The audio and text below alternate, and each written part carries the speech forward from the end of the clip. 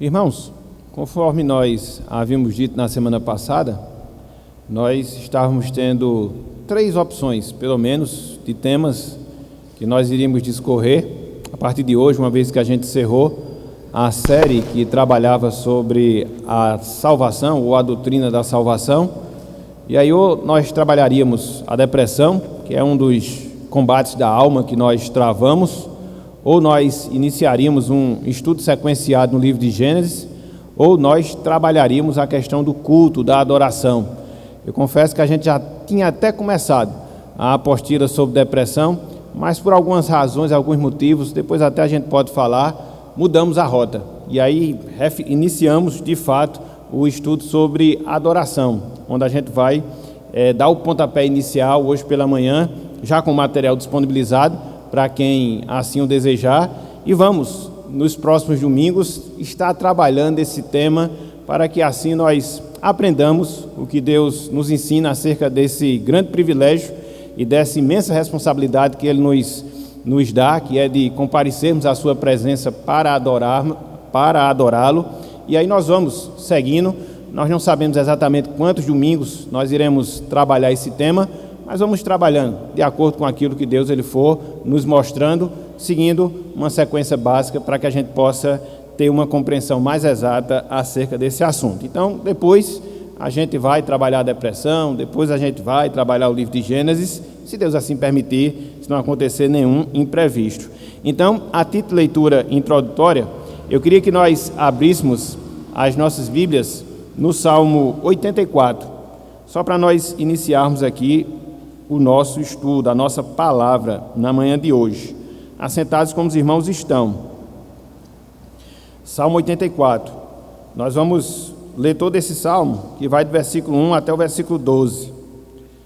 Salmo 84, versículos 1 até o versículo 12, todo o salmo.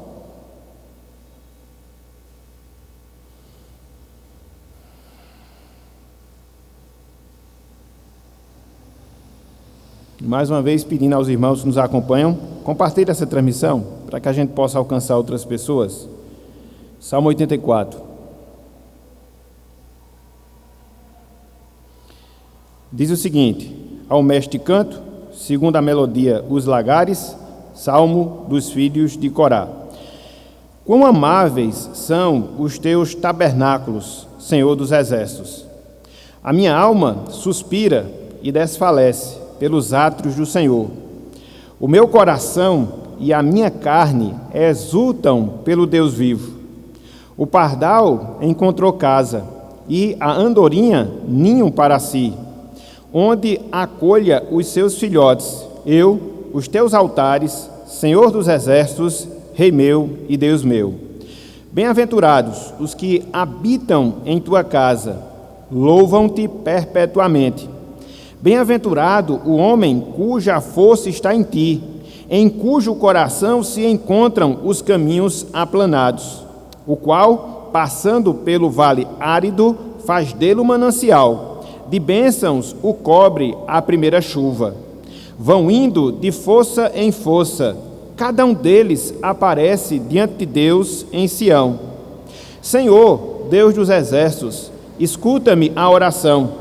Presta ouvidos, ó Deus de Jacó. Olha, ó Deus, escudo nosso, e contempla o rosto do teu ungido. Pois um dia nos teus átrios valem mais que 1000. Prefiro estar à porta da casa do meu Deus a permanecer nas tendas da perversidade. Porque o Senhor Deus é só o escudo, o Senhor dá graça e glória. Nenhum bem sonega aos que andam retamente. Ó Senhor dos exércitos, feliz o homem que em ti confia. Até aqui, até o versículo 12, todo o salmo, que o Senhor nos abençoe e que Ele aplique em nossos corações a sua santa e bendita palavra. Amém. Irmãos, irmãs, amigos, amigas, o mundo e a carne, constantemente, eles nos chamam às suas mais variadas formas, às suas mais variadas maneiras de adoração. talvez a gente não reflita, talvez a gente não pense sobre isso, mas diariamente, constantemente, nós somos estimulados, incitados, tentados, quer seja pela nossa carne, quer seja pelo mundo que nos rodeia, até mesmo pelo inimigo das nossas almas, ou seja, o diabo, a prestar algum tipo de culto, a prestar algum tipo de adoração que não seja devotada a Deus, que não seja devotada ao Senhor. De um lado, irmãos, amigos, nós encontramos anúncios que nos estimulam, que nos incitam a gastar o nosso dinheiro, a gastar os nossos bens materiais. E o que é isso? Senão a adoração a Mamon, o Deus das riquezas, o Deus do materialismo. Mas não só isso. Por outro lado, nós somos chamados a dar boa parte do nosso tempo, se não a grande parte dele, aos esportes, à televisão, ao lazer e a outros e outros entretenimentos que muitas vezes se nos apresentam no nosso dia a dia. E o que é isso? Isso se chama hedonismo, a busca do prazer. E o que é isso? A adoração que, infelizmente, muitas vezes nós devotamos ao nosso prazer, à nossa satisfação carnal. Mas não só isso, temos ainda a tendência de planejar as coisas relacionadas à nossa vida como que nós fôssemos o centro do nosso viver, nos apartando completamente, quer seja da vontade, quer seja da orientação que Deus ele requer de cada um de nós. E o que é isso? Isso é egocentrismo, a adoração do nosso eu, a adoração do nosso ego. Enfim, meus irmãos, enfim, meus amigos, nós estamos sempre sendo envolvidos, nós estamos sempre sendo tentados a algum tipo específico de adoração e muitas vezes a gente não atenta para essa realidade, muitas vezes a gente não atenta para esse fato.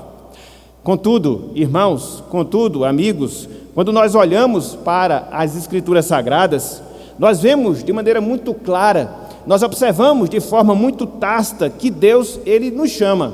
E dentre várias coisas, em especial, Deus, ele nos chama à sua adoração, Deus, ele nos chama ao seu louvor. Na verdade, Deus, ele requer a adoração exclusiva dele, ou seja, de Deus. Não é sem razão, irmãos, não é sem razão, amigos, que nos nossos documentos confessionais, ou seja, na doutrina que marca a nossa denominação, lá no artigo 26, parte A desse artigo, que trata sobre o culto solene, nós vemos a seguinte descrição: cremos que é dever do povo de Deus prestar-lhe adoração. Essa adoração deve ser prestada segundo os princípios das Sagradas Escrituras e não conforme a imaginação ou a invenção humana. Então, essa é a verdade que também marca a nossa confissão de fé, esse fato que Deus ele faz esse chamamento a todos nós de quê? De prestarmos a Ele culto. De quê? De prestarmos a Ele, a Deus, a nossa adoração, segundo aquilo que Ele nos ensina através da sua palavra. Meus irmãos, meus amigos, nós podemos concluir e dizer que a prática, ou que na prática da adoração, nós atingimos o ponto mais alto do objetivo da nossa criação. Nós podemos dizer que é na prática da adoração que nós atingimos o ponto mais alto do objetivo da nossa criação. Lá no breve catecismo da Confissão de Fé do Westminster, logo na sua primeira pergunta, nós lemos o seguinte: qual é o fim principal do homem? E a resposta vem em seguida: o fim principal do homem é glorificar a Deus e gozá-lo, ou seja, se alegrar nele para sempre. E é justamente no culto público que nós alcançamos esse projeto, que nós alcançamos esse propósito, ou que ele chega no seu ponto mais alto, ele chega no seu ápice. Não foi sem razão que John Stott, um grande homem de Deus no passado, ele disse o seguinte, abro aspas: a verdadeira adoração é a mais alta e nobre atividade do qual o homem, pela graça de Deus, é capaz. A verdadeira adoração é a mais alta e nobre atividade do qual o homem, pela graça de Deus, é capaz. Por isso, meus irmãos, por isso, meus amigos, hoje e nos próximos domingos, nós estaremos considerando, conforme nós dissemos, alguns pontos, algumas verdades relacionadas à adoração, de maneira específica à adoração pública. Hoje, por exemplo, conforme nós anunciamos, nós iremos ver a importância dessa adoração. Por que é tão importante? Por que é tão necessário nos apresentarmos diante de Deus, prestarmos culto a Ele, adorarmos a Ele de maneira corporativa, como seu corpo, como sua igreja aqui na terra? É o que, pela graça de Deus, na manhã de hoje, iremos trabalhar. Em primeiro lugar, meus irmãos, em primeiro lugar, meus amigos, eu queria que nós destacássemos o conceito. Eu queria que nós definíssemos inicialmente o que é a adoração pública.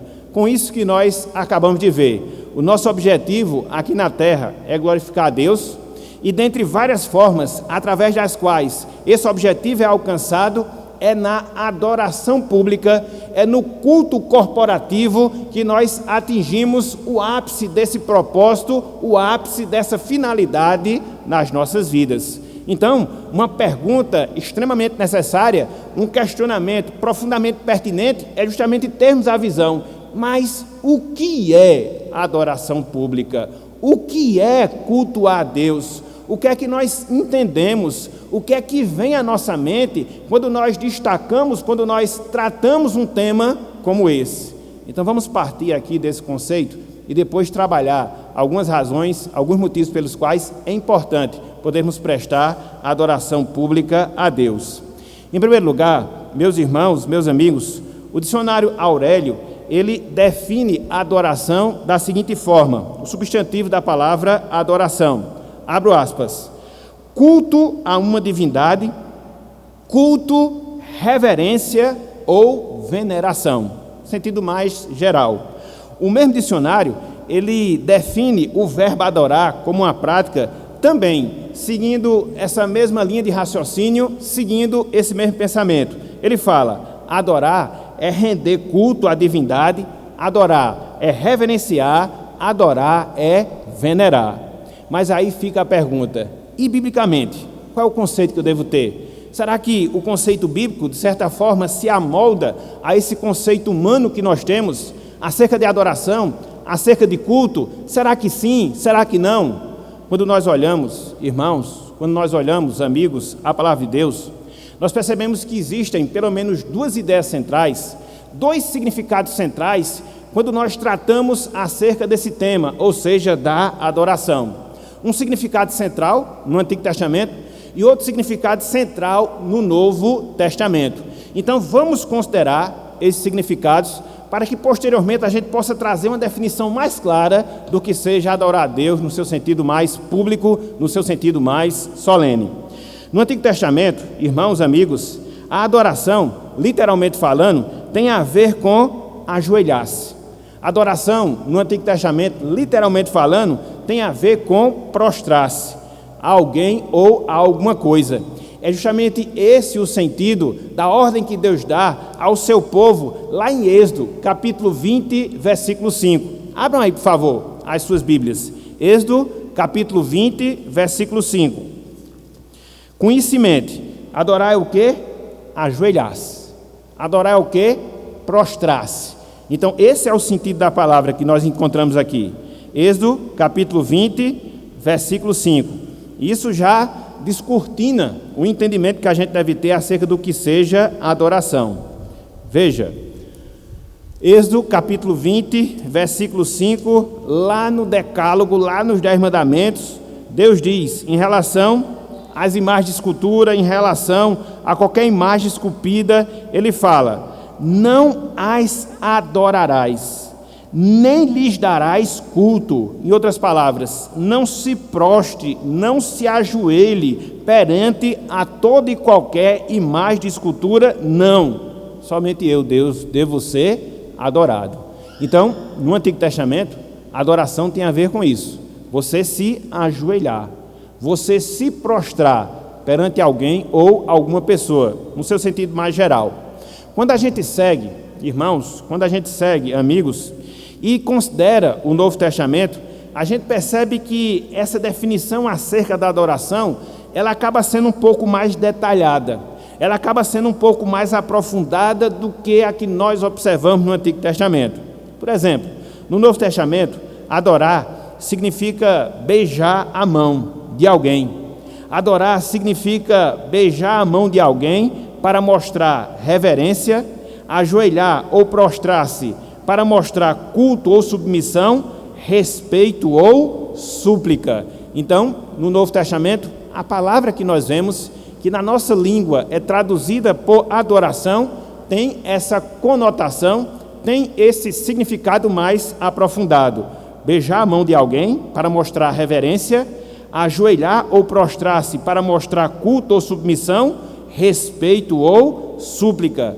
É nesse sentido que nós vemos a palavra de Cristo lá em Mateus capítulo 4, versículo 10, quando ele é tentado a adorar o diabo. Veja o que ele fala aí. Mateus capítulo 4, versículo 10, no último aspecto que é mencionado aqui em relação à adoração, ou à tentação de Jesus, melhor dizendo.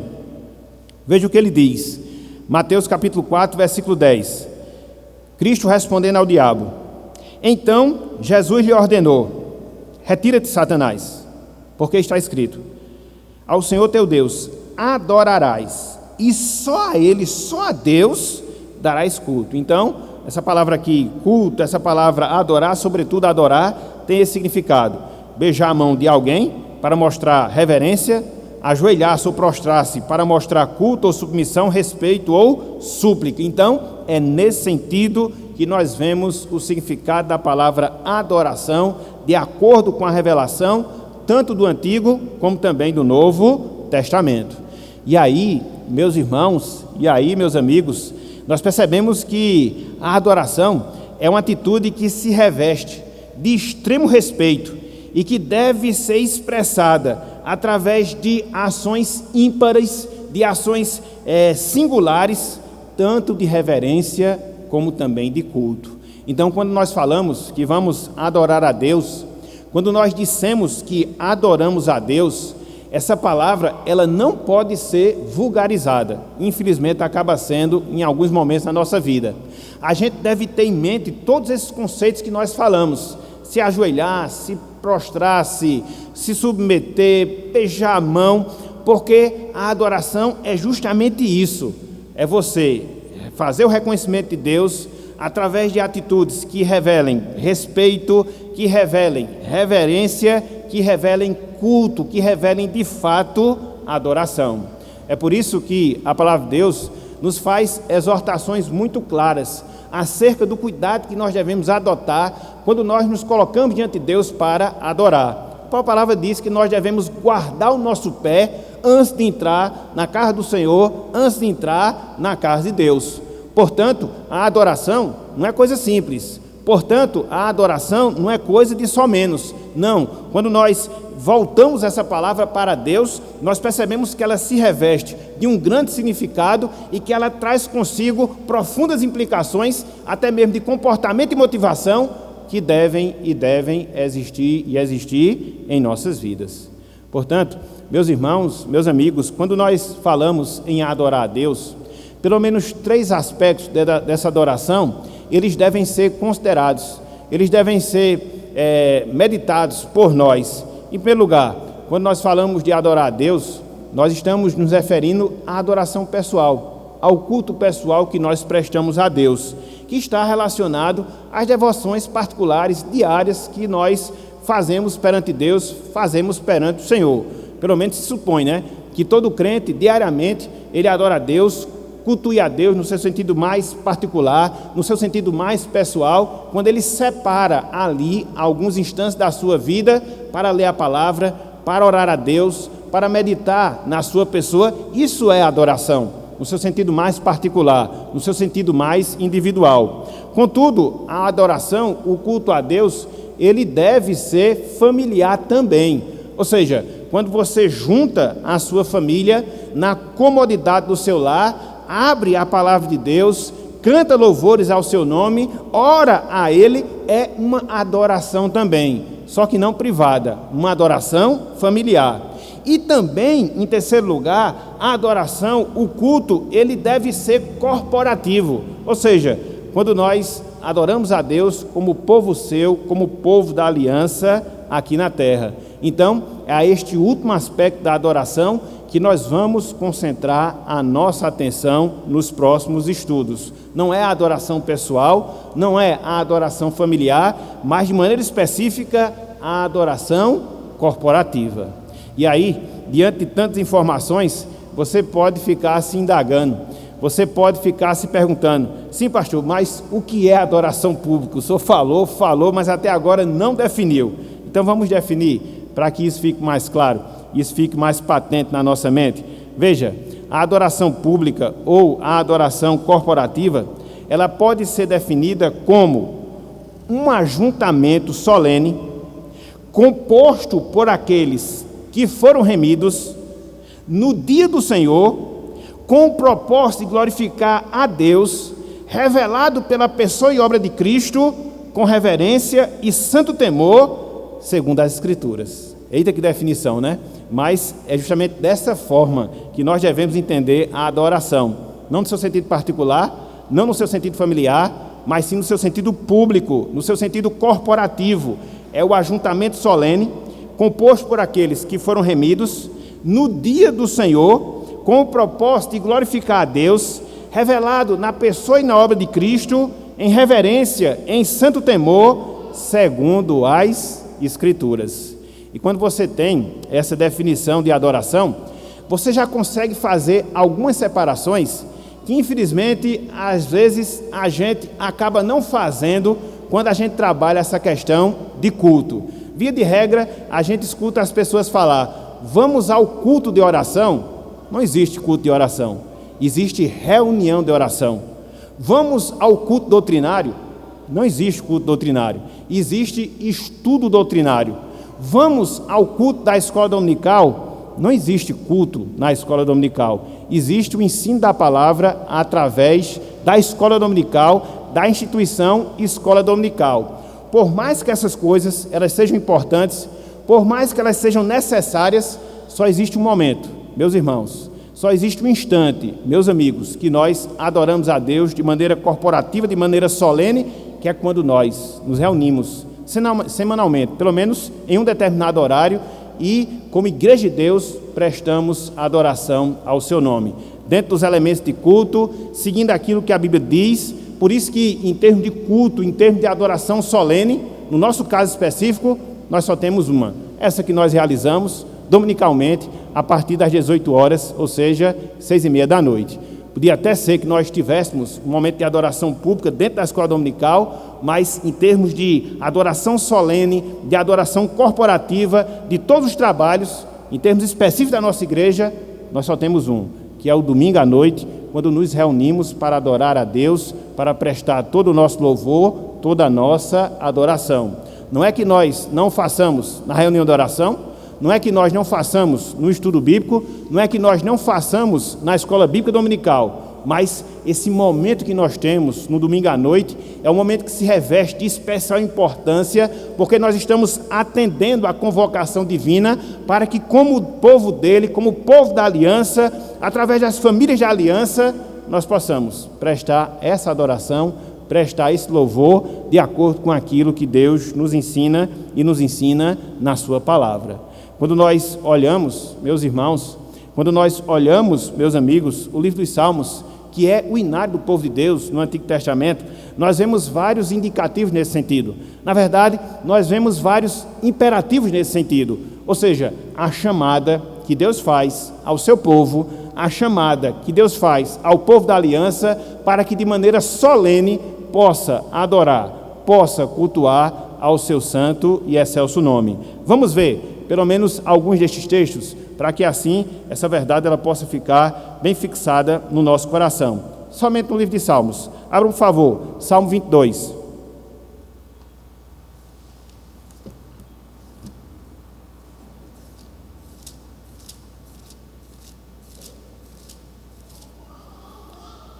E essa talvez tenha sido uma das razões pelas quais preferimos inverter a ordem do estudo e começar por esse, para desmistificar alguns conceitos equivocados que muitas vezes a gente tem, não é por nadinha, é porque talvez nós não fomos ensinados como nós deveríamos ter sido. Salmo 22, versículos 22 e também o versículo de número 23 e depois o versículo 25. Ele diz: a meus irmãos declararei o teu nome, ou seja, o nome de Deus. Cantar-te-ei louvores no meio da congregação. Quando é que isso acontecia? No caso do Antigo Testamento, no sábado, no dia de descanso. Era o dia que as pessoas iam para o templo para adorar. Verso 23. Vós que temeis o Senhor, louvai-o. Glorificai vós todos, descendentes de Jacó. Reverenciai-o vós todos, posteridade de Israel. Veja os chamados que nós temos aqui nesse texto. Glorificar a Deus como seu povo, reverenciar o nome de Deus também como seu povo. Versículo de número 25, ele diz: de ti vem o meu louvor. Aonde? Na grande congregação. Veja, é a congregação do povo de Deus que se reunia para louvar a Deus. Cumprirei os meus votos na presença dos que o temem. Versículo de número 27. Lembrar-se-ão do Senhor, e a ele se converterão os confins da terra. Perante ele se prostrarão. Veja a ideia de se prostrar: todas as famílias das nações.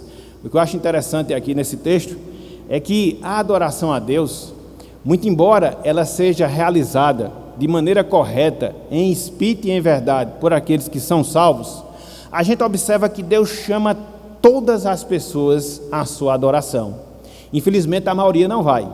Infelizmente a maioria não se prostra. Agora, é dever de toda a criatura, simplesmente pelo fato de ser criatura, de devotar-se a Deus em adoração, de devotar-se a Deus em louvor.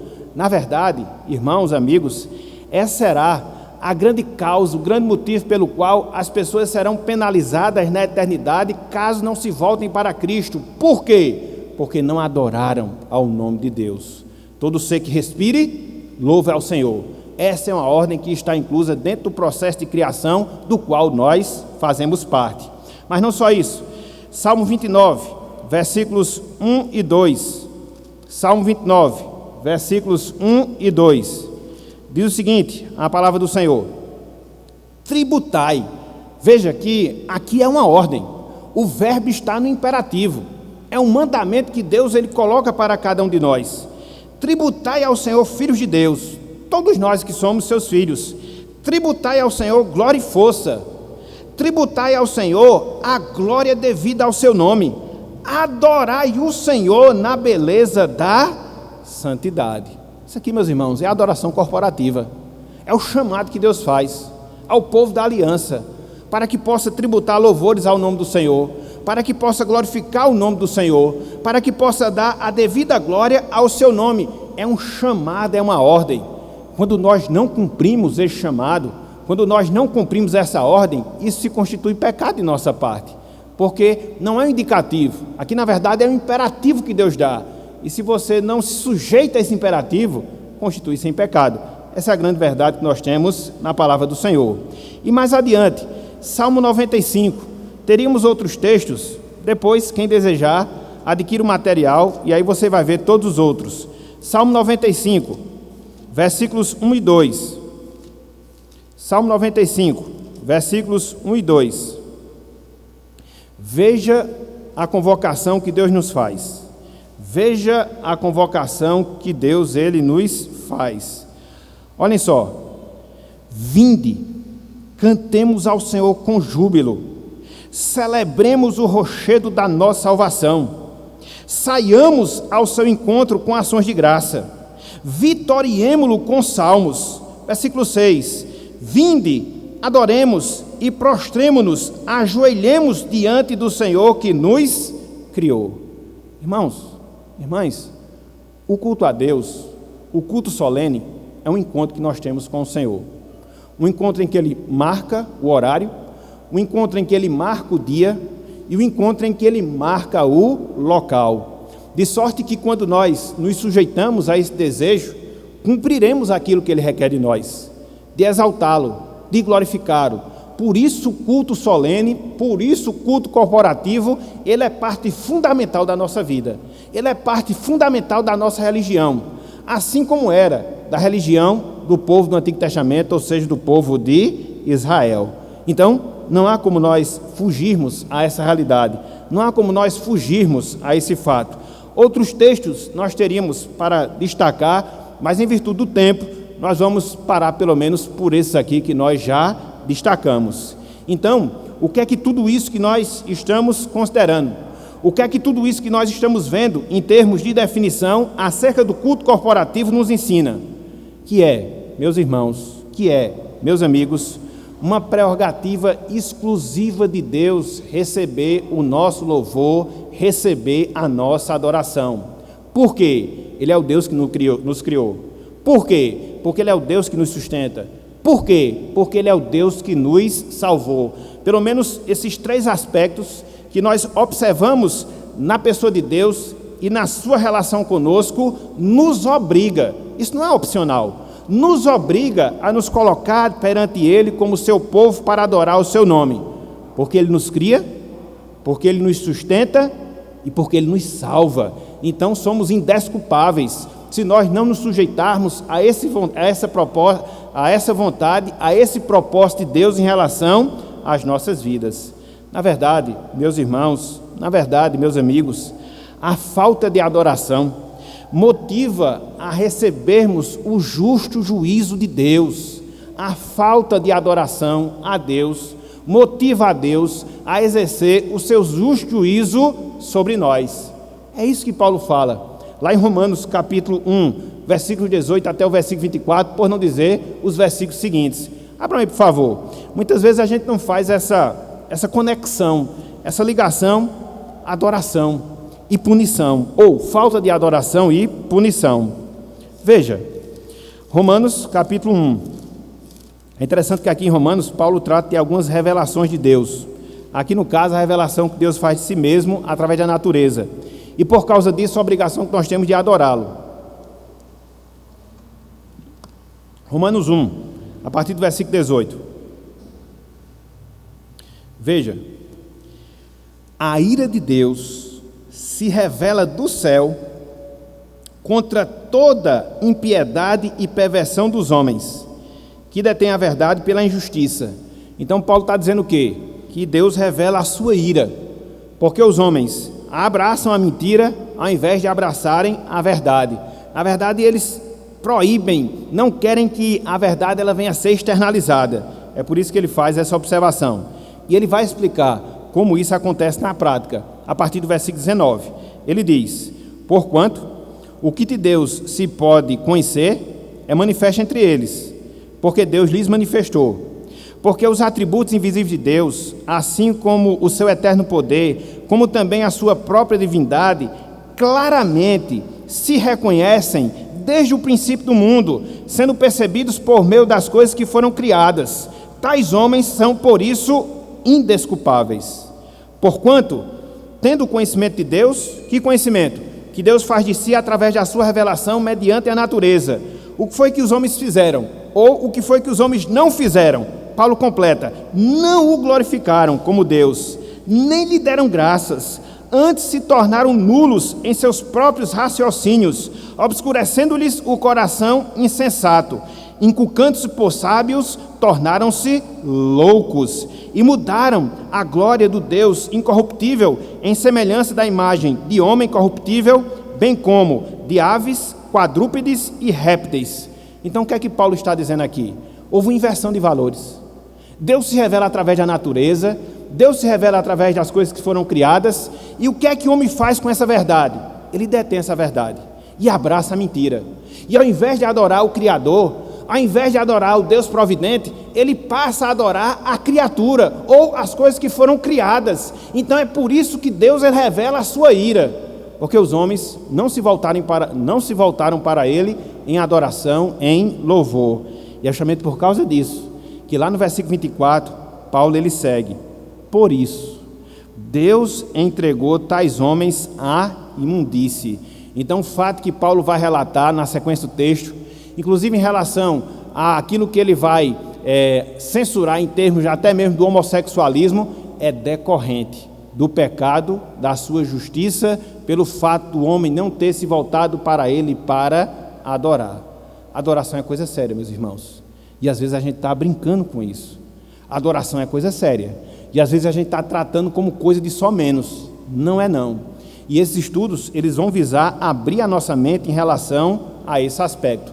A seriedade, a importância, a necessidade de adorarmos corporativamente a Deus como povo seu, como povo da aliança. Então, Deus, ele faz essa convocação. Deus, ele nos ordena a quê? A adorá-lo. Ele possui essa prerrogativa de ser objeto a ser adorado, a pessoa a ser adorada, porque ele nos criou, porque ele nos sustenta, porque ele nos salvou. Por isso devemos a ele a nossa adoração. Então, em termos de conceitos, em termos de definições, era isso que nós queríamos trabalhar nessa parte inicial. E agora, nós nos dirigirmos para o propósito específico do nosso estudo, que é o segundo ponto, ou seja, razões bíblicas para a adoração pública. Razões bíblicas para a adoração pública. Talvez quando a gente converse com muitos cristãos, até mesmo nós mesmos, a gente já admita que nós temos esse dever, que nós temos essa obrigação de prestar a Deus adoração corporativa como povo seu aqui na terra. Mas a grande questão que fica, a grande pergunta que se levanta é: por que eu devo adorar a Deus? Por que eu devo atender a convocação que Ele me faz para que eu possa comparecer perante Ele, junto com o seu povo, no seu dia, no seu templo, para assim adorarmos e adorarmos a sua pessoa? Por quê? Por quê? Por quê? Os porquês, eles são interessantes, meus irmãos. A gente não deve aceitar as coisas simplesmente por aceitar. Nós devemos questionar. E quando nós questionamos, nós vamos atentar para as razões, os motivos. E no culto não é diferente. No culto não é diferente. Quando nós olhamos a palavra de Deus, espero que dê tempo, a gente observa algumas razões. A gente considera alguns motivos pelos quais você, todos nós, em especial, nós que somos salvos, temos a obrigação, temos o dever de comparecer na casa do Senhor, junto com o seu povo, para adorar o seu nome. E quais são essas razões? Quais são esses motivos? Em primeiro lugar, meus irmãos, em primeiro lugar, meus amigos, por causa da consciência inata que nós temos da existência de Deus. Por causa da consciência que nós temos da existência de Deus. Todos nós, irmãos e irmãs, todos nós, amigos e amigas, fomos criados pelo nosso Deus, fomos criados pelo nosso Senhor, com a noção de existência, com a noção de necessidade, de adoração a esse Deus, de adoração a esse Senhor. Não foi sem motivo que Calvino, ele dizia que nós temos aquilo que ele chamava de semente religiosa. Semente religiosa. Então, há algo dentro de nós que nos compunge à adoração. Há algo dentro de nós que nos conduz à adoração. Infelizmente, o pecado perverte essa disposição e muitas vezes, ao invés de direcioná-la para a pessoa certa, acaba direcionando para as pessoas ou os objetos errados. Mas a gente não pode negar, temos essa semente religiosa. Dentro da nossa constituição, Deus nos fez pessoas adoradoras. Deus nos fez com esse propósito, Deus nos fez com essa finalidade. E se não bastasse esse fato, se não bastasse essa realidade, Deus também nos fez seres sociais. E como seres sociais que nós somos, nós temos também essa necessidade de nos reunirmos com outras pessoas para que de maneira conjunta nós possamos prestar adoração, nós possamos prestar o nosso louvor a Deus. E aí você pode se perguntar, mas onde é que encontramos isso na Bíblia? E aí você pode perguntar, onde é que nós encontramos isso na palavra do Senhor? Simples. Quando nós analisamos a própria ordem da criação, nós percebemos que Deus nos criou com esse objetivo. Nós percebemos que Deus nos criou com essa finalidade. Abram aí, meus irmãos, por favor, Gênesis capítulo 1. Como eu sempre gosto de dizer, entenda o livro de Gênesis e você vai entender toda a Bíblia. Por isso, se Deus assim permitir, nós iremos estudá-lo. Gênesis capítulo 1, versículo 27 e também o versículo 31.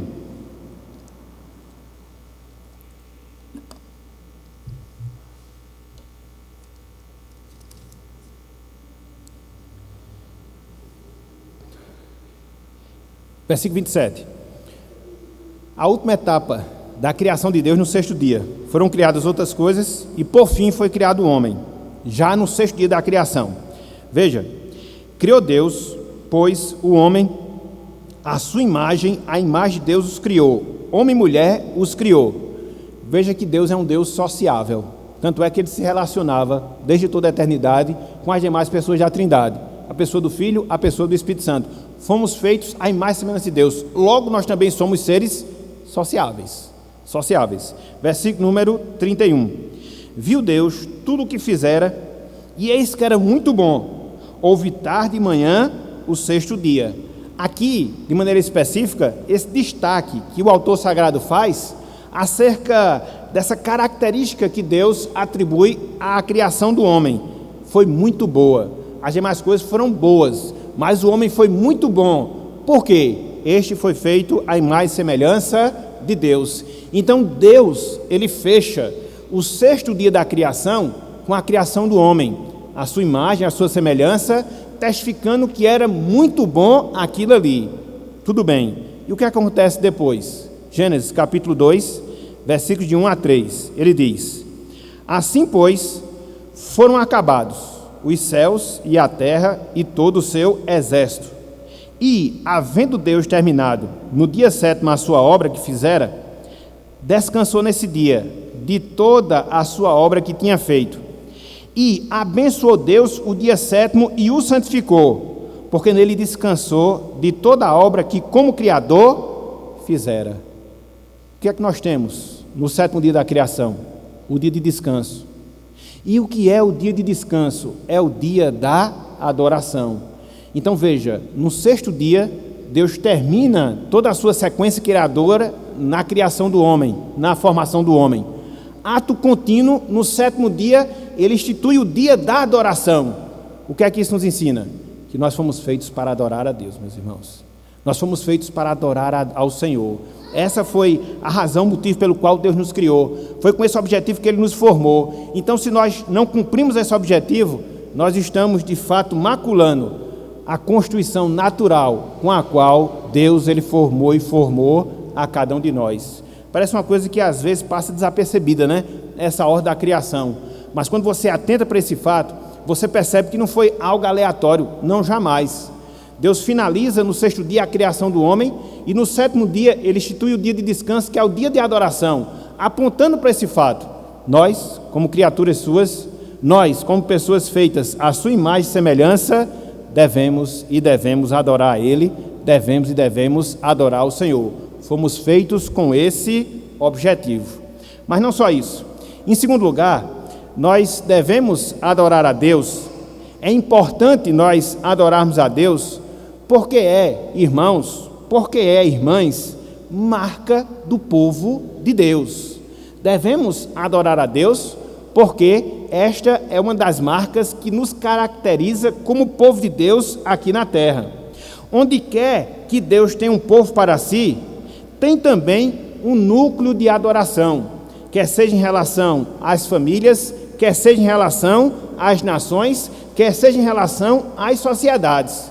Onde você localiza um grupo que se constitui povo de Deus, o que é que você vê ali? Você vê um núcleo de adoração, um núcleo de louvor a esse Deus. Sobre isso, um certo homem de Deus no passado, ele falou o seguinte, abro aspas: a existência de Deus nunca foi reconhecida em uma nação sem que a adoração a Deus não tenha sido instituída. Eu vou repetir: a existência de Deus nunca foi reconhecida em uma nação sem que a adoração a Deus não tenha sido instituída. Essas duas coisas, elas andam juntas. O ser povo de Deus implica num grupo de adorar ou de adoradores a esse Deus. Essa é a regra, esse é o princípio que nós encontramos em toda a palavra de Deus. Por exemplo, na primeira família que nós temos lá em Gênesis, a gente já observa a prática da adoração. Conforme nós temos lá em Gênesis capítulo 3, versículo 8, logo após o evento do pecado, nós encontramos o autor sagrado dizendo que todos os dias, pela viração do dia, Deus se encontrava com o primeiro casal. E o que é isso? Isso é culto. O que é isso? Isso é adoração. Quando você observa a realidade após o pecado, esse mesmo princípio ele permanece.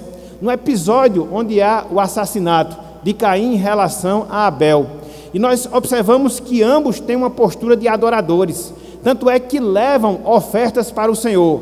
A grande questão é que uma foi aceita e a outra foi rejeitada. Então veja que logo na primeira família e na primeira geração do primeiro casal, a prática da adoração é algo normal. A prática da adoração a Deus é algo corriqueiro, é algo que já fazia parte da realidade deles, como famílias que eram, como família que era. Então, nós observamos logo na primeira família essa mesma prática de culto, essa mesma prática de adoração. E assim se segue, meus irmãos, na vida de todos os patriarcas, Abraão, Isaque, Jacó. Quando nós lemos sobre a vida de cada um deles, nós percebemos o comportamento característico que eles tinham de levantar uma coluna ao Senhor, de invocar o nome de Deus, de adorar o nome do Senhor. Todos esses textos estão colocados aqui na apostila. Quem porventura tiver acesso vai saber. Mas eu queria destacar um exemplo aqui também do Antigo Testamento, também de Gênesis, logo no início, mostrando essa característica de famílias adorando a Deus como uma prática comum. Veja, por exemplo, o exemplo de Noé. Abram, por favor, Gênesis capítulo 8. Capítulo 8. O que é que nós temos aqui? O mundo pós-dilúvio. O mundo pós-dilúvio. Versículos 20 e também o versículo 21. Só uma observação em relação à questão de Noé. Quando você vê as instruções que Deus dá em relação aos animais que deviam ser recolhidos, os limpos e os imundos, você observa que havia uma quantidade maior de animais limpos, que eram os animais utilizados no sacrifício, porque a intenção de Deus era que o culto não parasse, e ele deveria se perpetuar logo ali quando as águas do dilúvio baixassem. Então a adoração é esse centro da vida do povo de Deus aqui na terra. Gênesis capítulo 8. Logo após saírem da arca, olha só o que nós temos aqui de registro sagrado. Levantou Noé um altar ao Senhor, e tomando os animais limpos e de aves limpas, ofereceu holocausto sobre o altar. E o Senhor aspirou o suave cheiro e disse consigo mesmo: não tornarei a amaldiçoar a terra por causa do homem, porque é mau o desígnio íntimo do homem desde a sua mocidade. Nem tornarei a ferir todo o vivente como fiz. O que é que nós vemos aqui? Pelo menos duas coisas: a disposição de Noé de adorar a Deus junto com a sua família, e o fato de Deus ter aceito esse culto. A Bíblia diz que Deus aspirou o holocausto que foi oferecido ali, o sacrifício daqueles animais queimados. Isso é adoração, meus irmãos, dentro de um processo bem rude, como nós encontramos no Antigo Testamento, mas o princípio aqui é o princípio de adoração. Uma adoração praticada entre famílias, família da aliança, dentro desse propósito com o qual Deus nos fez de sermos seus adoradores. Então você encontra no primeiro casal, você encontra nos filhos do primeiro casal, você encontra a partir de Noé, e segue-se por todos os patriarcas. Adoração, adoração, adoração, adoração. Isso não é coisa de só menos. Por isso que a adoração, ela marca o povo de Deus, como deveria marcar o povo de Israel, o povo da aliança no Antigo Testamento. Abram, por favor, aí, Êxodo capítulo 5. Quando você observa a solicitação que Moisés faz a Faraó para que Faraó liberasse o povo. E Faraó deveria liberar o povo para quê? Para adorar, porque Israel era povo de Deus e cabia-lhe a adoração. Não se deveria esperar isso dos egípcios, mas sim dos israelitas. Veja, Êxodo 5, versículo 1. Veja, Êxodo 5, versículo 1. Depois foram Moisés e Arão e disseram a Faraó: assim diz o Senhor, Deus de Israel: deixa aí o meu povo. Para quê? Para que me celebre uma festa no deserto. Deixa aí o meu povo, para que esse povo venha me adorar. Deixa sair esse povo, para que esse povo venha me cultuar, porque é meu povo, é povo de Deus, é propriedade do Senhor. Então o fato de nós sermos propriedade de Deus nos obriga a adorar esse Deus. As duas coisas, elas estão intimamente relacionadas: o ser povo de Deus com a necessidade de adorar a esse Deus. Então você observa no exemplo das primeiras famílias, você observa no exemplo da nação de Israel, e aí quando você vai lá para adiante, quando você vai para a consumação de todas as coisas, o que é que você vai observar? A igreja de Deus lá na eternidade, adorando e exaltando a esse Deus.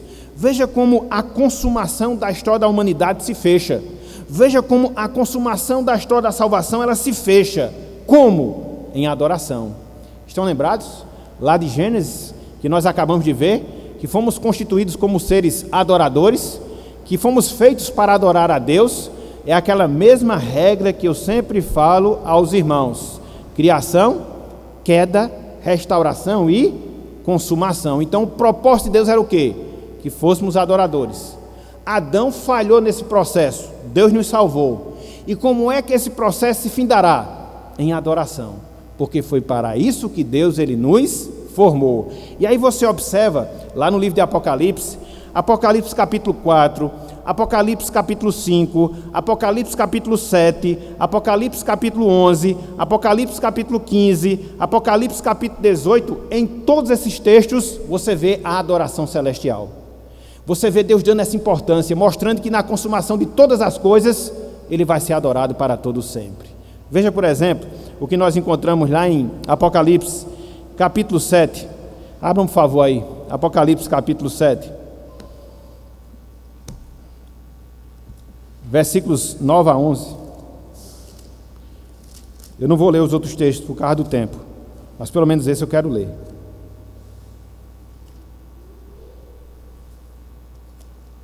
Apocalipse capítulo 7, versículos de 9 a 11.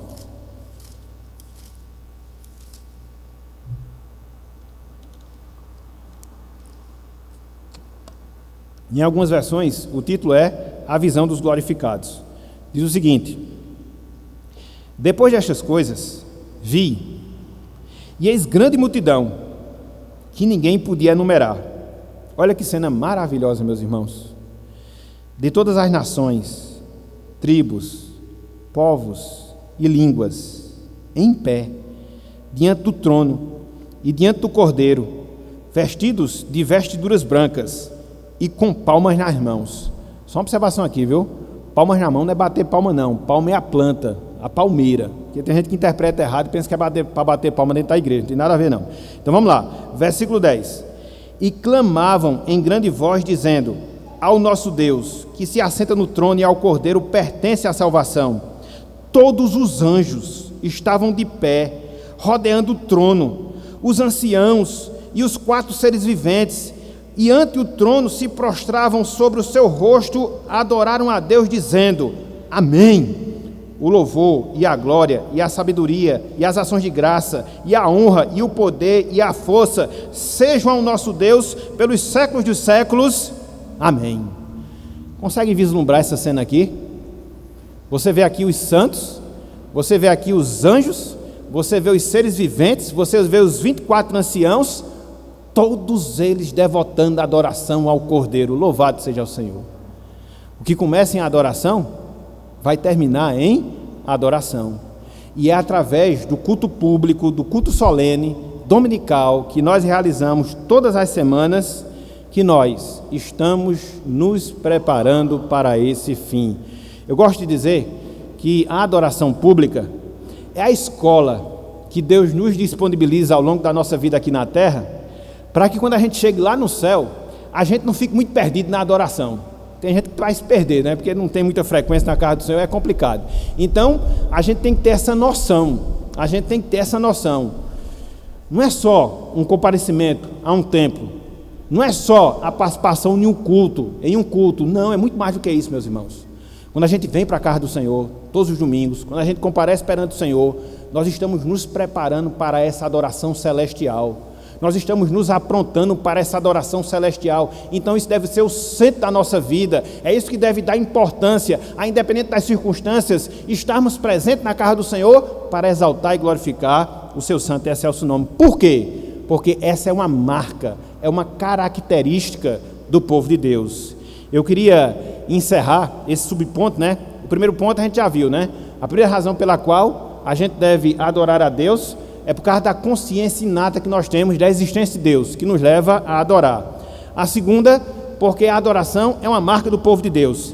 E aí, dentro dessa ligação, a existência do povo de Deus e a adoração a esse Deus, eu queria chamar a atenção para uma citação do bispo Riley, J.C. Riley, escrita há 150 anos, extremamente pertinente em relação a esse assunto. Eu vou aqui abrir aspas para ele. Prestem atenção. Assim como você pode definir como certo o fato de que, onde não há oração particular, ali não há graça no coração. Assim também não pode estabelecer com propriedade elevada que, onde não há adoração pública, ali não existe a igreja de Deus, nem pessoas que professam o cristianismo. Que palavras.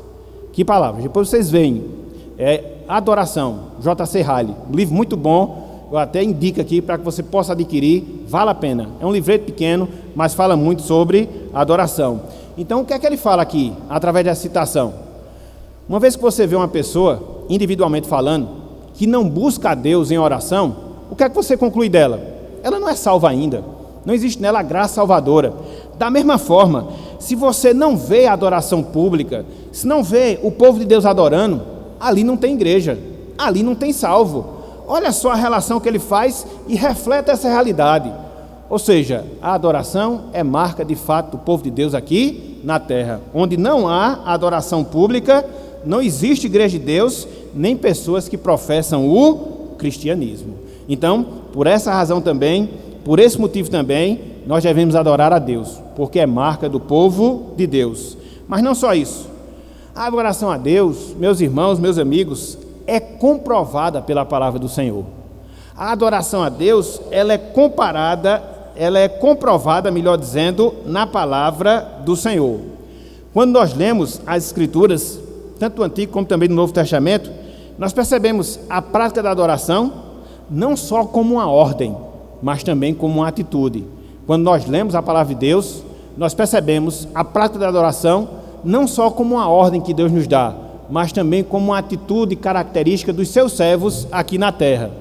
Por exemplo, vamos lá para a doação da lei, Êxodo capítulo 20. Abram aí, por favor.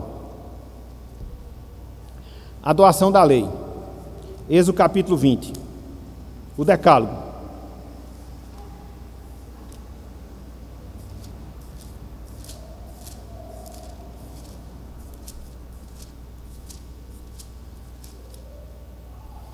O que é que você tem no decálogo? Os 10 mandamentos. Subdividido em 2 grupos. Os mandamentos que regem o nosso relacionamento com Deus e os mandamentos que regem o nosso relacionamento com as demais pessoas.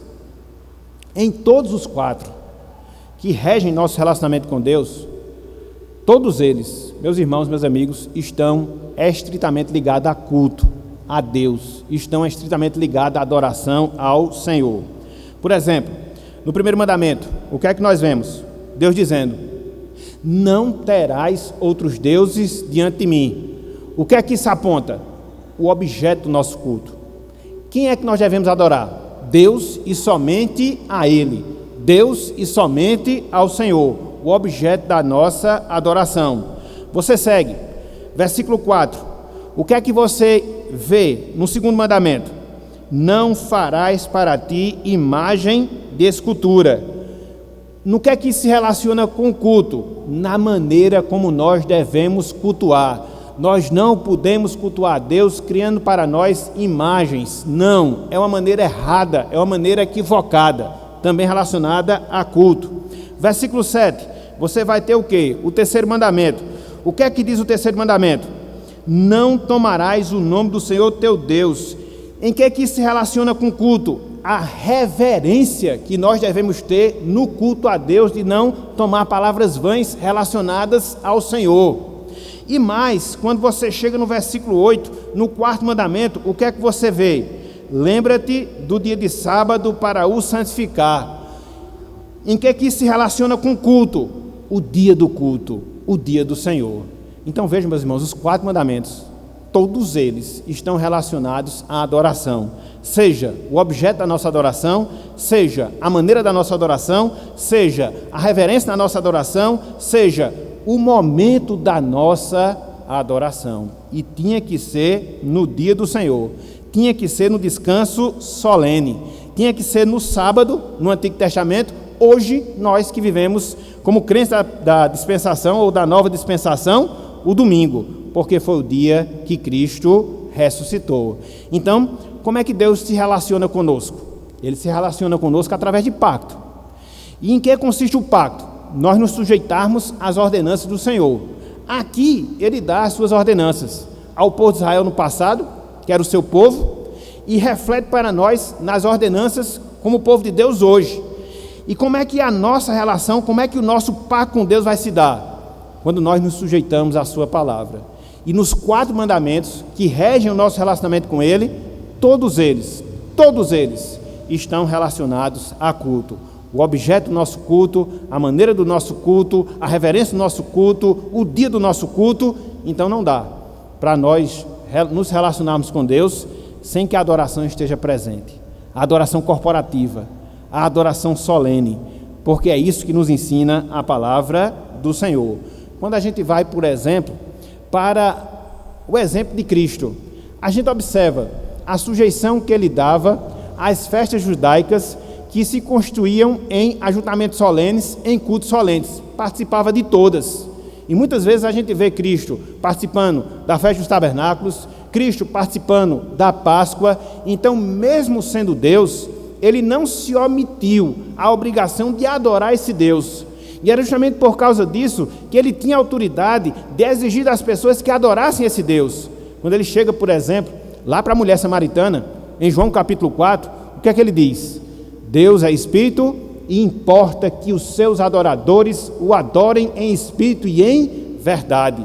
Então, o próprio Cristo nos ensinou que devemos adorar a Deus. O próprio Cristo serve de padrão de alguém que adorava a Deus. Mas não só isso. A prática apostólica, meus irmãos. Os apóstolos, eles tinham a prática de adorar a Deus publicamente. Abram, por favor, aí, Atos capítulo 20, versículo 7. Eu estou pulando muita coisa do conteúdo por causa do tempo, mas depois, quem se interessar, repito, pega o material e leia tudo. Agora leia mesmo, para que você possa ter essa visão mais aprofundada. Atos capítulo 20, versículo 7. Veja o que os irmãos faziam no dia do Senhor. Não ficava em casa. Isso, com certeza, não ficava. Veja, Atos capítulo 20, versículo 7. Ele diz: no primeiro dia da semana, domingo, estando nós reunidos com o fim de partir o pão, Paulo, que devia seguir viagem no dia imediato, exortava-os e prolongou o discurso até meia-noite. Eles se reuniam para quê? Para ouvir a palavra do Senhor, para ouvir o ensinamento de Deus. Versículo 11. Nesse interregno existe a morte de uma pessoa que estava lá e cai da janela e morre, depois é ressuscitado. Aí depois que esse problema é resolvido, versículo 11, subindo de novo, partiu o pão, ceia, comeu e ainda lhes falou largamente ao romper da alva. E assim partiu. Pregação, sacramento. Pregação, sacramento, dia do Senhor, culto público, culto solene, prática apostólica. Eles não ficavam em casa no domingo, eles se reuniam para adorar a Deus. Mas não só isso, por causa da exortação apostólica. Essa é a exortação que nós temos, meus irmãos, da parte de Deus, da parte do Senhor, quanto a essa necessidade. Abram, por favor, texto conhecido, mas é só para nós lembrarmos desse fato. Hebreus, capítulo 10, versículo 25. Hebreus, capítulo 10, versículo 25. Veja o que nós temos de exortação apostólica para nós, em relação ao culto. Veja que é a comprovação que nós estamos fazendo da palavra de Deus quanto à importância de adorarmos a esse Deus. Na doação da lei, no ensino e exemplo de Cristo, na prática da igreja apostólica e agora na exortação apostólica. O que é que nós temos aqui da exortação? Não deixemos de congregar-nos, como é costume de alguns. Antes façamos admoestações, e tanto mais quanto vedes que o dia se aproxima. Qual era a realidade da igreja? Perseguição, aprisionamento, morte dos cristãos. E alguns deles estavam declinando, não vou para a igreja. E mesmo diante do risco de vida, mesmo diante do risco de perda das propriedades, do confisco de bens, o que é que Deus diz? Não deixemos de nos congregar. Não deixemos de nos congregar. Se há razão mais forte do que isso, eu não sei, na verdade até sei, mas mesmo assim, num contexto como esse, a ordem permanece. Contexto de perseguição, contexto de confisco de bens, contexto de morte, contexto de prisão, mas qual é a ordem? Não deixemos de nos congregar. É isso que Deus nos ensina na sua palavra. Portanto, meus irmãos, meus amigos, diante dessas três razões que nós vimos, a nossa constituição, a característica como povo de Deus, o ensinamento da palavra, nós não podemos nos omitir à adoração, sem que isso se constitua falha da nossa parte diante de Deus. As exigências são claras, a importância ela é tácita, e Deus mostra por elas o desejo, a vontade, o propósito que Ele tem, a ordem que Ele nos faz de estarmos adorando ao Seu nome. Então vimos, no primeiro momento, a definição de adoração pública. No segundo momento, algumas razões, alguns motivos pelos quais nós devemos adorar a Deus. Queremos concluir a partir de agora e depois fazermos algumas aplicações. Irmãos, amigos, há uma prescrição, há uma determinação que Deus faz a todos os homens. Qual é? Apresentem-se diante de mim para adoração. É isso que Deus exige. É isto que Deus Ele quer de cada um de nós. Não é sem motivo que Davi, o homem segundo o coração de Deus, tinha esta disposição, tinha essa voluntariedade de se apresentar diante de Deus. É por isso que lá no Salmo 122, versículo 1, ele diz: alegrei-me quando me disseram, vamos à casa do Senhor. Ele não ia obrigado, não ia por mera obrigação religiosa, não. Havia esse desejo, havia essa vontade de estar na casa do Senhor, de estar cultuando a Deus junto com o povo de Deus. E esta, com certeza, é uma das razões pelas quais ele recebe esse título, de um homem segundo o coração de Deus. Conforme nós vimos, aí no Salmo 84, no versículo 2, Davi, ele tinha essa ânsia, ele tinha esse desejo, ele tinha essa disposição de adorar a Deus corporativamente. É por isso que ele fala: a minha alma suspira e desfalece pelos atos do Senhor, o meu coração e a minha carne exultam pelo Deus vivo. Então não era algo que compungido, não era algo como obrigatório, não, era um prazer, era um deleite que ele tinha e tinha em seu coração. Sobre a necessidade de nós comparecermos à adoração pública, mais uma vez eu faço minhas as palavras de J.C. Ryle, nessa mesma obra que eu já mencionei aos irmãos. Eu queria que vocês atentassem, mas atentassem mesmo para essas palavras. Elas foram escritas há 150 anos e elas revelam uma realidade que a gente deve considerar com seriedade. Veja o que Ryle falou há 150 anos. Veja, abro aspas: remova de uma terra a adoração pública, feche as igrejas, proíba as pessoas de se reunirem para os cultos cristãos. Proíba qualquer tipo de cristianismo, exceto o privado. Faça tudo isso e veja qual será o resultado. Você causará grande dano ao país que sofrer essas restrições. Não fará nada mais do que ajudar o diabo e impedirá o progresso da causa de Cristo. Que palavras! Foi isso que vimos. E é isso que nós estamos vivendo. Nós estamos impedindo o progresso da causa de Cristo. Sabemos que existem os riscos, sabemos que existem os problemas sanitários, mas nós já passamos pela gripe espanhola, já passamos por 2 grandes guerras. Em nenhum momento a gente viu o que nós estamos vendo nos nossos dias. E não obstante o risco, eu acredito que ele não é justificativa para nós nos fecharmos em nossas casas e não comparecermos perante Deus para adorar o seu nome. E é interessante que ele fala isso: causará grande dano ao país que sofrer essas restrições. Que maldição está pousando sobre o nosso país quando a igreja ela se fecha, quando a igreja ela não se abre para a adoração pública. É como eu gosto de dizer, o leão está lá fora e a gente tem que enfrentar, porque problemas maiores, os homens, a civilização já passou e sobrevivemos a todos, inclusive a perseguição instituída pelo Império Romano à igreja cristã. E nem mesmo o Império Romano foi capaz de fechar a adoração pública, como nós estamos vendo nos últimos meses, nos últimos dias. Quando eu li essa citação de Halle, eu confesso que me emocionei, porque talvez, em virtude de um medo carnal, a falta de confiança que nós devemos ter em Deus, nós estejamos servindo como instrumentos para ajudar o diabo no impedimento do progresso do reino de Deus aqui na terra. Então, que reflitamos sobre essas verdades, que pensemos sobre essas realidades. Para fechar, agora, meus irmãos, meus amigos, eu queria colocar pelo menos 3 aplicações. Eu sei que eu passei um pouco do tempo hoje, mas eu acho que vale a pena para a gente poder ter essa visão mais aprofundada. Pelo menos 3 lições eu queria colocar aqui. Primeira delas, irmãos, irmãs, entendamos que Deus, Ele deseja ser adorado. Entendamos que Deus, Ele deseja ser adorado.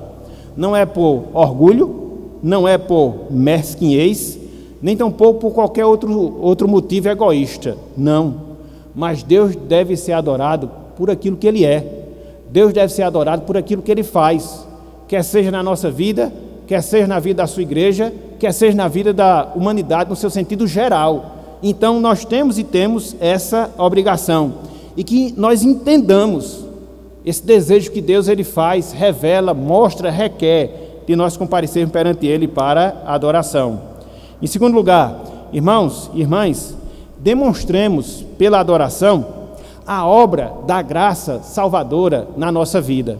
Demonstremos pela adoração a obra da graça salvadora em nossas vidas. Ninguém que tenha a experiência que o Senhor é bondoso ficará omisso à realidade da adoração. Essas duas coisas elas estão juntas, salvação com adoração. Na medida em que você é salvo, na medida que você experimenta da graça salvadora, o desejo que existirá no seu coração é que você expresse a sua adoração a Deus, a sua gratidão, inclusive por essa salvação. Então, essas duas coisas, elas estão também conectadas, e através da adoração, nós demonstramos verdadeira gratidão a Deus, e fazemos isso através do culto que a Ele nós prestamos. Em outro lugar, aos nossos amigos, às nossas amigas, compreendam a necessidade que vocês têm de se tornarem verdadeiros adoradores. Compreendam a necessidade que vocês têm de se tornarem verdadeiros adoradores. A adoração, meus amigos, minhas amigas, ela tem implicações eternas. Conforme nós vimos lá no livro de Apocalipse, a adoração ela vai ser vista na vida daquelas pessoas que foram remidas, que foram salvas por Cristo aqui na terra. E essa é justamente a necessidade presente que você tem na sua vida. Se voltar para Deus, se voltar para o Senhor, reconhecer Cristo como seu Salvador, para que uma vez que isso se dê, você possa começar a Deus no presente momento e essa adoração se estenda para toda a eternidade. Esse é o desejo do nosso coração, essa é a nossa vontade para vocês, para que hoje, ao ouvir a palavra do Senhor, Deus possa falar profundamente ao seu coração, Deus possa tocar profundamente a sua vida e assim você se voltar para Ele, em adoração, em confissão de pecados, para que desta forma a obra da graça ela possa também ser experimentada, ser uma realidade na sua vida. Esse é o nosso desejo, essa é a nossa vontade para cada um de vocês. Portanto, meus irmãos, meus amigos, esta foi a primeira aula que nós traçamos em relação à adoração, ou seja, a importância da adoração. Domingo que vem, se Deus assim permitir, a gente vai considerar os princípios que norteiam a nossa adoração pública. O que é que a gente deve considerar? O que é que a gente deve observar na nossa adoração? Domingo que vem, se Deus quiser, a gente vai trabalhar a segunda parte desse estudo pela graça do Senhor, pela graça do nosso Deus. Então, que Ele nos abençoe e que Ele aplique a sua santa palavra em nossas vidas e em nossos corações. Amém.